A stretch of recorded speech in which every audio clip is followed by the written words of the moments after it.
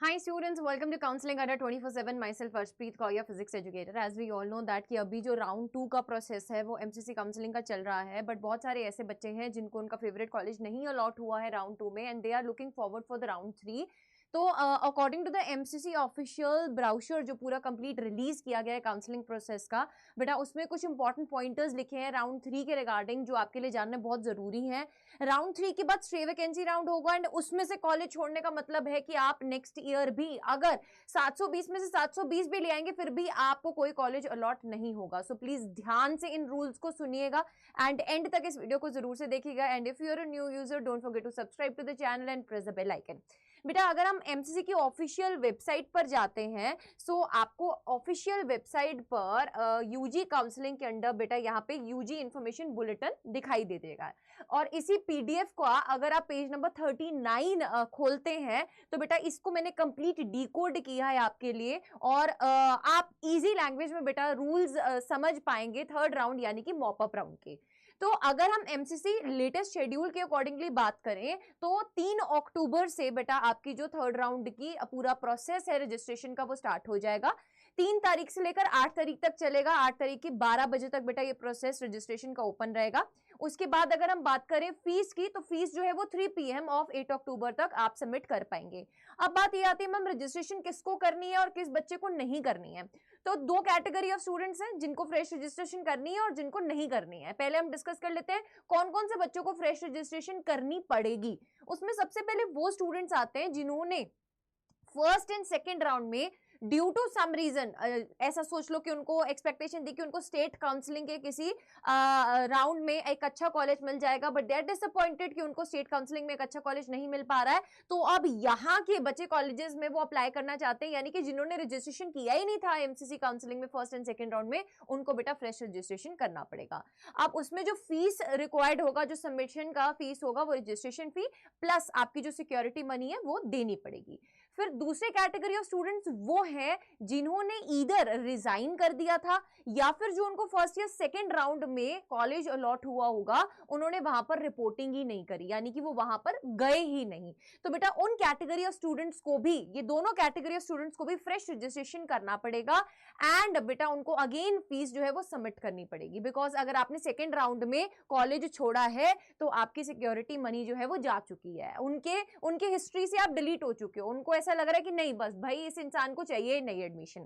ठीक है तो इन दैट केस बेटा आपको थर्ड राउंड में अगेन फ्रेश रजिस्ट्रेशन करके अपना फीस जो है वो दोबारा से सबमिट करना पड़ेगा.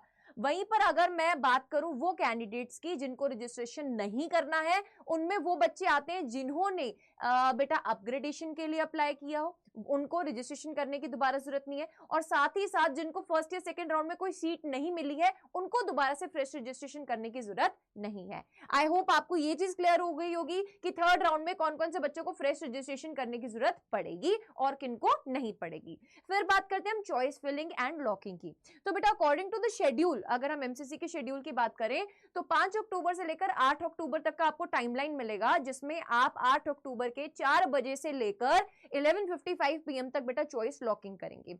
अब इसमें भी काफी सारे बच्चों को ऐसा रहता है मैम कि हम चॉइस फिलिंग ऑलरेडी अगर हमने फर्स्ट या सेकंड राउंड में करी थी तो हमको दोबारा करने की जरूरत पड़ेगी. यस बेटा ऑफ कोर्स लॉकिंग आप खुद ही कीजिए चॉइसेस की एंड अगर आप उसको चेंज करना चाहते हैं तो आप कर सकते हैं. आपको ऐसा लगता है कि अब मुझे ये वाला कॉलेज ऐड करना है ये वाला कॉलेज निकालना है तो बेटा इस चीज का आप ध्यान रखेंगे. उस हिसाब से ही बेटा आप उसको जो है वो अपने प्रोसेस को आप जो है कंप्लीट कीजिए यानी कि चॉइस फिलिंग एंड लॉकिंग जरूर से इस टाइमलाइन के अंदर जो है वो थर्ड राउंड का कंप्लीट कर लीजिएगा. इसमें आपको किसी भी हेल्प की जरूरत होगी तो आप कमेंट सेक्शन में जरूर से बताइएगा. ठीक है और आज मैं आपको एक और सोर्स बताऊंगी जहां पे आप मेरे से पर्सनली कनेक्ट हो सकते हैं. So stay tune till the end.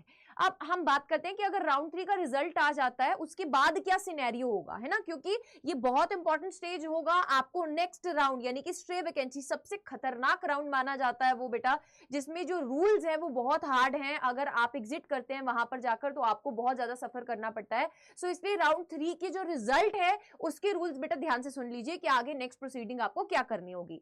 Round 3 result में बेटा 2 हमारे पास ऑप्शंस बनेंगे. या तो आपने अपग्रेडेशन के लिए अप्लाई किया हुआ था, पैसे स्टूडेंट है जिसने राउंड 2 में अपग्रेडेशन के लिए अप्लाई किया था और फिर आपको राउंड 3 में जो है सीट मिली या नहीं मिली उसके बारे में बात करेंगे, या फिर आप कोई और स्टूडेंट है जिसने अपग्रेडेशन के लिए अप्लाई नहीं करा था बट आपको सीट मिल चुकी है, बेटा अगर आपने अपग्रेडेशन के लिए अप्लाई नहीं किया हुआ था राउंड 2 में और आपको राउंड 3 में सीट मिल गई है, आपको अपना कॉलेज पसंद है, आप एडमिशन लीजिए, आपका काउंसलिंग प्रोसेस खत्म हो जाएगा। बट अगर आपको थर्ड राउंड में भी सीट नहीं मिलती है तो आपके पास यहां पर कुल मिलाकर 3 चॉइसेस होंगे। इधर आप स्टे वैकेंसी राउंड में जाइए, जिसके रूल्स मैं अभी आपको एक्सप्लेन करूंगी, इधर आप स्टेट काउंसलिंग के साथ जाइए, स्टेट का कोई कॉलेज आपको अगर लग रहा है कि प्रेफरेबली आपको ज्यादा अच्छा मिल सकता है स्टे वैकेंसी राउंड के कंपैरिजन में, तो आप वहां पर चले जाइए। इधर आप ड्रॉप लीजिए, अगर आप ड्रॉप ले रहे हैं इन दैट सिनेरियो बेटा आप हमारे अड्डा 24/7 के कोर्सेज को चेकआउट कर सकते हैं। अभी रिसेंटली योद्धा फास्ट ट्रैक बैच जो है वो लॉन्च हुआ है, उसमें आप जाकर एनरोल कर सकते हैं, ठीक है। उसमें आपका कंप्लीट सिलेबस जो है वो कवर करवाया जाएगा। इसकी डिटेल्स अगर आप जानना चाहते हैं तो आपको मैं बता दूंगी कि किस तरीके से आप इसमें प्रोसीड कर सकते हैं, ठीक है। फर्दर अगर हम बात करते हैं कि अगर ऐसे बच्चे जिन्होंने अपग्रेडेशन के लिए अप्लाई किया था उनको राउंड 3 में सीट मिल गई है तो उनको क्या करना है। अगर वो एडमिशन ले लेते हैं बात वहीं पर खत्म हो जाती है, बट अगर वो एडमिशन नहीं लेते हैं इन दैट सिनेरियो उनको सीट ही नहीं मिली, लेट सपोज उनको कोई सीट ही अलॉट नहीं हुई है, ठीक है, डिडंट गेट एनी सीट, सो उस सिनेरियो में बेटा क्या होगा, बोलो उस सिनेरियो में क्या होगा, बताइए फटाफट से, जल्दी से सोचिए। यहां पर बेटा यहां पर अगर एडमिशन मिल गया है, आपने ले लिया है, बहुत बढ़िया है, बट अगर आपको एडमिशन मिला था बट आपने यहां पर अगर मैं बोलूं आपको एडमिशन मिला था बट आपने उसको लिया नहीं है, यानी कि एडमिशन तो मिला था but not moving with that, but not going forward लिख लीजिए, but not going forward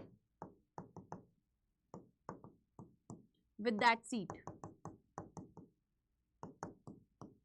suppose कीजिए आपको एडमिशन मिला बट आप उस सीट के साथ फॉरवर्ड नहीं जाना चाहते हैं, बेटा उस सिनेरियो में आपका सिक्योरिटी मनी जाएगा। सोचो अगर आपने नया रजिस्ट्रेशन किया हुआ है इस राउंड में तो आपका बेटा सिक्योरिटी मनी जाएगा ही जाएगा। और ऐसे बच्चे जिन्होंने फर्स्ट एंड सेकंड राउंड में अलॉटमेंट है ना कॉलेज में रिपोर्ट नहीं किया था, उन्होंने दोबारा से सिक्योरिटी मनी के भर के रजिस्टर किया सिक्योरिटी मनी, वो भी अगर ये कॉलेज नहीं लेंगे तो उनका सिक्योरिटी मनी दोबारा जाएगा। So please make sure that कि ये बहुत इंपॉर्टेंट स्टेप है बेटा कि अगर आपको राउंड 3 में कोई कॉलेज अलॉट हो जाता है और अगर आप उस कॉलेज में नहीं जा रहे हैं तो आपका सिक्योरिटी मनी लूज हो जाएगा और आपको स्टे वैकेंसी राउंड में भी बैठने नहीं दिया जाएगा। एमसीसी ये समझेगा कि यार आपको थर्ड राउंड वाला कॉलेज भी पसंद नहीं आया तो जाइए, अब आगे आपको काउंसलिंग प्रोसेस से बाहर निकाल दिया जाएगा।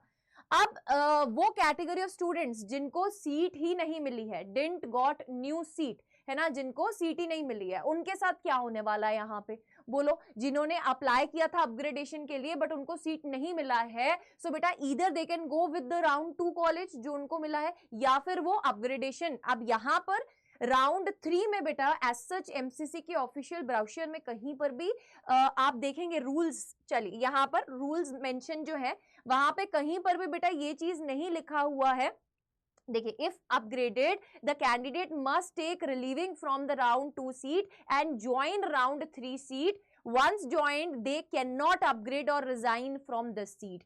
यानी कि अगर ऐसे बच्चे जो राउंड 2 में अपग्रेड करके राउंड 3 में आए थे उनको ऐसा लग रहा है कि राउंड 3 में वो जो कॉलेज है उसको वो ऑप्ट करके फिर से अपग्रेडेशन के लिए अप्लाई कर देंगे, तो ऐसा नहीं हो सकता बेटा। वो कॉलेज जो राउंड 3 में आपने पा लिया है आप उसको लूज नहीं कर सकते हैं, आप उसको लीव नहीं कर सकते हैं, वहां से रिलीविंग लेटर आपको नहीं मिल सकता है। ये वो बच्चों की बात हो रही है जिन्होंने अपग्रेड किया था, ठीक है।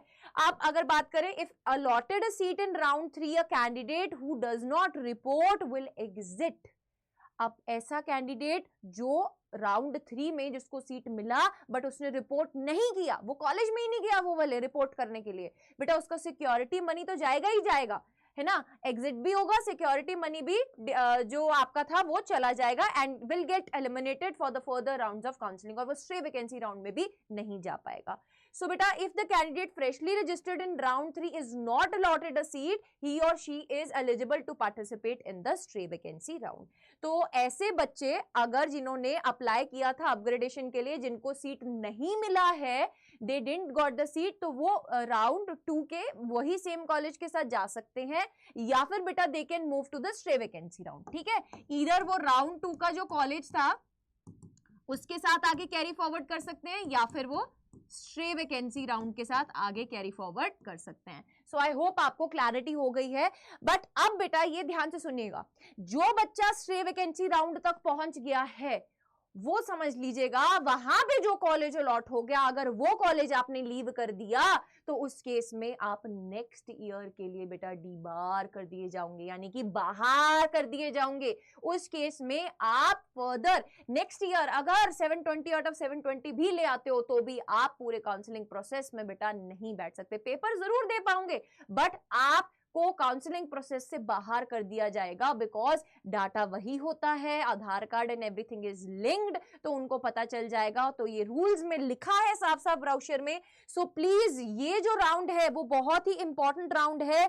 सो यहां पर थर्ड राउंड में आपको बेटा जो डिसीजंस लेने हैं वो बहुत है ना अटेंटिवली मजबूती से लेने हैं, ताकि आप इस राउंड के अगर स्टेज तक पहुंच रहे हैं तो बेटा आप ध्यान रखिएगा यहां पर जो कॉलेज मिलेगा वो फाइनल कॉलेज होगा।